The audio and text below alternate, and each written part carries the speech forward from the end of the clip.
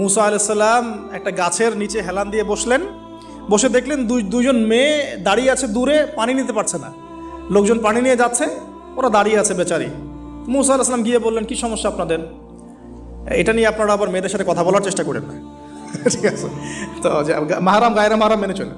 তারা বললেন যে আমাদের বাবা অনেক বৃদ্ধ মানুষ, আমরা পানি নিতে পারি না যতক্ষণ না আমাদের কম পানি নিয়ে চলে যায়।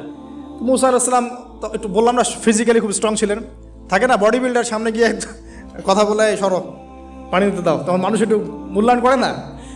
তো মুসা আলাইহিস সালাম এভাবে পানি নিয়ে দিলেন এবং বাছুরদেরকে পানি পান করালেন, করিয়ে গাছের নিচে এসে বসে আছেন। বসে বসে তিনি দোয়া করছেন, এই যে দোয়াটা তিনি দোয়া করছেন, রব্বি, একটা নেক কাজ করলেন, নেক কাজ করলেন না, মানুষের উপকার করলেন, নেক কাজ করে এসে গাছের নিচে বসে দোয়া করছেন, আল্লাহ এখানে তো আমার খাবার পানি বাসস্থান কিছুই নাই, আমি কি করব? রব্বি ইন্নি লিমা আনজালতা ইলাইয়া মিন খায়রিন